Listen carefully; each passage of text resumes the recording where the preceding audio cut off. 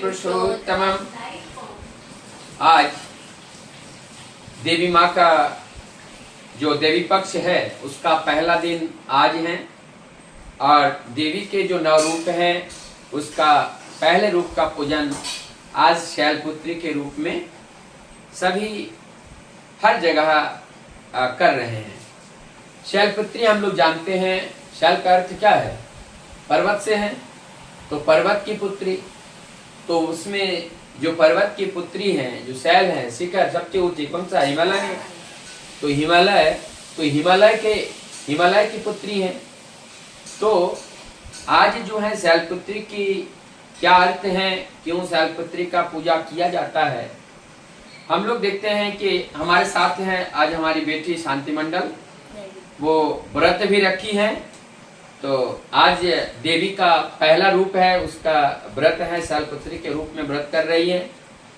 हम लोग ठाकुर जी के दिया हुआ नारिण्य की एक ग्रंथ है जिसमें 180 वाणी है। कितने वाणी है? 180। इसमें 182 वाणी है और इसमें जो 5वां नंबर की जो वाणी है, इस वाणी में नारियों की 8 वैशिष्ट को दिया गया है। अब ये देखो, नारी का 8 वैशिष्ट यहाँ पर है और एक नारी ये सारा 8 वैशिष्ट को लेकर के आते हैं। तो एक तो अलग अलग एक एक वैशिष्ट लेकर 8 हो गए और सारे वैशिष्ट एक में, तो ये कितने हो गए? 9 रूप हो गया। तो देवी का यही 9 रूप है जो आज नवदुर्गा के रूप में हम मनाए जा रहे हैं। तो आज पहले हमें ये सुनाइए कि नारी का जो ठाकुर जी ने नारी की जो 8 वैशिष्ट के बारे में जो वाणी दी है, उस वाणी को जरा आप पढ़िए। परम प्रेमा श्री ठाकुर जी के मुख निश्चित ग्रंथ नारी नीति से पाठ। नारी का वैशिष्ट्य। नारियों के वैशिष्ट्य में है निष्ठा, धर्म, शुश्रूषा, सेवा, सहायता, संरक्षण, प्रेरणा और प्रजनन। तुम अपने इन वैशिष्ट्यों में किसी एक का भी त्याग न करो। इसे खोने पर तुम लोगों का और बच्चा ही क्या। तो ये जो 8 वैशिष्ट है, यानी इस 8 वैशिष्ट को हमें पकड़ करके रखना है। तो ये जो 8 वैशिष्ट है, इस 8 वैशिष्ट को एक एक करके हमें इसमें समझना पड़ेगा। तो ये केवल, अच्छा इसमें एक बात मैं और बताते चलूं, जो ये 8 वैशिष्ट हैं, ये केवल 8 वैशिष्ट नारियों के अंदर नहीं, पुरुष के अंदर में भी ये वैशिष्ट भी होना चाहिए। क्योंकि हम लोगों ने देखे हैं अर्धनारीश्वर, भगवान के अर्धनारीश्वर का रूप देखे हैं। इसमें क्या बताते हैं कि एक पुरुष के अंदर आधा वो पुरुष और आधा नारी, और एक नारी के अंदर भी आधा नारी और आधा पुरुष है। कि जैसे उनका बोलना, खाना, पीना, सोना, जगना, ये समान है कि नहीं है? तो ये जब समान है तो आधा समान है। तो हर ये नारी हो चाहे पुरुष हो, उनके अंदर ये जो वैशिष्ट है, ये वैशिष्ट दोनों के अंदर होना चाहिए। अब आज जो शैलपुत्री है, इस शैलपुत्री के बारे में हम अगर देखें कि माँ शैल कैसा होता है? पत्थर है। पत्थर काफी मजबूत होते हैं, लेकिन शक्ति रूपिणी माँ को जब हम आराधना करते हैं तो हमारा जो अंतरात्माएं हैं, हमारे अंदर जो जिसको कहते हैं कि पत्थर दिल, तो वो जो पत्थर दिल का अर्थ होता है कि जहाँ पे ना करुणा है, ना दया है, ना ममता है। तो आज देवी की इस रूप को जब हम पूजा करते हैं, तब जाकर के हमारा वो पत्थर दिल पिघल जाते हैं और तब हमारे अंदर करुणा, दया, ममता, ये सारी चीज जग उठता है। ये सारी चीज हमारे अंदर जागरण हो जाते हैं। और ये जो देवी पक्ष में हम लोग जो पूजा कर रहे हैं, अर्थात शक्ति का आराधना कर रहे हैं, इसमें हम लोग शक्ति को उपार्जन करेंगे, अर्जित करेंगे। और शक्ति का अर्जित कैसे होते हैं? वैसे ये जो वैशिष्ट के बारे में बताया, सबसे पहला वैशिष्ट है निष्ठा। ठाकुर जी बोलते हैं निष्ठा का अर्थ माने क्या है? निष्ठा के अर्थ मतलब लगे रहना। आप पूजा कर रही हैं, यदि आप उस पूजा में तन मन धन से लगी रहती हैं निरंतरता के साथ, तो ये जो निष्ठा माने लगे रहना, तब इसी के आप लगे क्यों रहेंगे? क्योंकि हम प्रभु के होने चाहते हैं, प्रभु को पाना चाहते हैं। लेकिन पाने का जो हम पाना चाहेंगे, कैसे पाना चाहते हैं? कि जैसे प्रभु दयामय है, वो दया हमारे अंदर भी आ जाए। लेकिन हमारे अंदर तब आएगा जब हम उनकी सेवा में हम अपने को लगाए रखेंगे। ये निष्ठा हो गया। निष्ठा, और उसके बाद ना धर्म। धर्म का मतलब होते हैं धारयति धर्म, मुझे धारण करना है, उनके सारे नीति नियम को हमें धारण करके चलना है, वो धर्म है।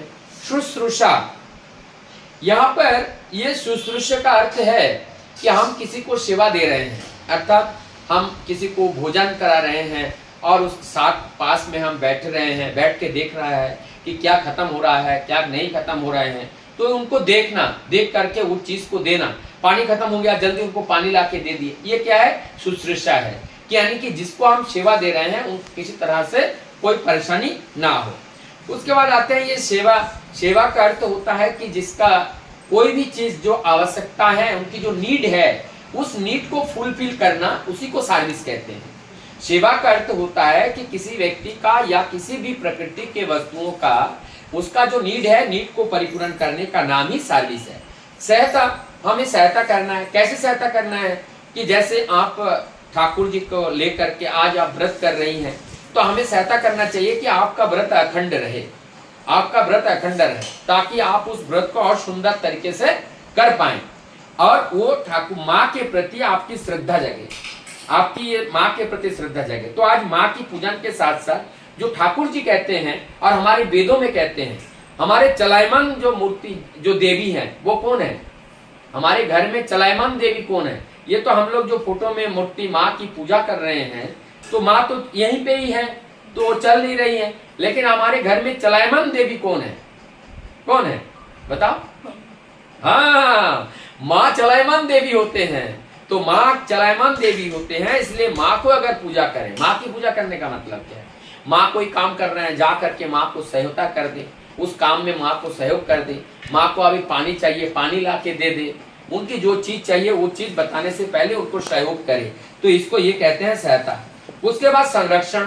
संरक्षण का अर्थ होता है कि कोई भी चीज हमारे संरक्षण करना है। संरक्षण में एक चीज है, जैसे परम पिता, हम ठाकुर जी को कहते हैं हम ठाकुर जी का संरक्षण देंगे।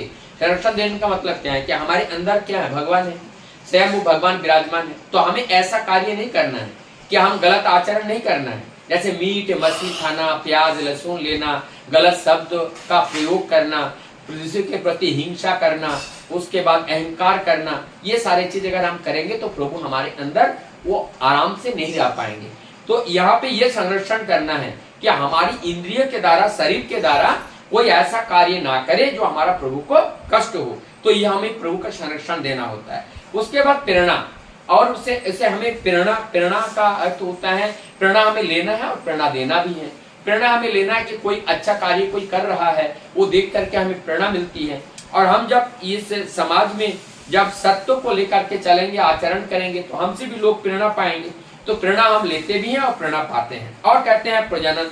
प्रजनन का मतलब ये होते हैं कि हम प्रभु के, हम इस धरती पर आए हैं माता पिता के गर्भ से, और हमसे भी जो संतान संततियां होगी, वो संतान संततियां आवारा ना हो, दुष्चरित्रवान ना हो, सुसंतान हो, ताकि वो भी प्रभु को लेकर के चले और माँ की आराधना करे। देवी देवताओं को पूजा पाठ क्यों करते हैं, कैसे करते हैं, ये सारे भी समझ में आए। तो ये समझ में जब आकर के जब हम करते हैं और ऐसा सुसंतान जब धरती पर आते हैं, तभी हमारा जीवन का सार्थकता होता है।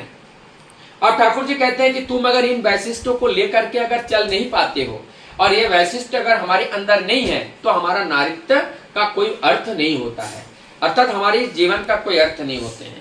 तो आज देवी माँ की हम पूजा कर रहे हैं, अर्थात वो जो शक्ति की उपासना कर रहे हैं, हमारे अंदर जितने भी काम कार्य करते हैं वो शक्ति से करते हैं। तो शक्ति से उपासना करके हम शक्ति को अर्जित करके हम उस सत्ता के जो सत्ताधीश हैं उनके रक्षा के लिए हम कार्य करेंगे, संरक्षण के लिए। उनकी रक्षा मतलब अपने रक्षा, इस देह की रक्षा, और ये समाज की रक्षा, राष्ट्र की रक्षा, समस्त विश्व की रक्षा।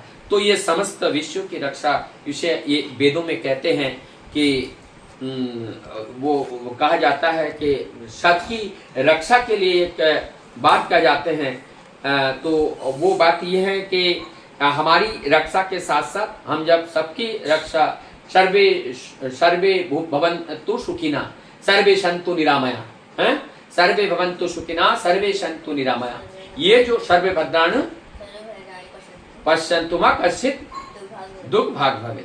तो ये जब हम करते हैं तब हम पूरी संसार को सुख शांति और समृद्धि से भर सकते हैं। तो आशा है कि अभी आने वाले जो और देवी के जो और भी 8 दिन है, उस दिन को भी हम लोग ऐसे सुंदर करके उनको पालन करेंगे। लेकिन ये सभी में है कि सब देवता कहाँ से आते हैं? पुरुषोत्तम से ही आते हैं। तो जब हम पुरुषोत्तम की पूजा जब करते हैं तब सब देव देवताओं का पूजा भी इसमें परिपूर्ण होते हैं। लेकिन ये जो देवी पक्ष चल रहे हैं, इसलिए देवी का आराधना हम लोग करते हैं। जय गुरु। जय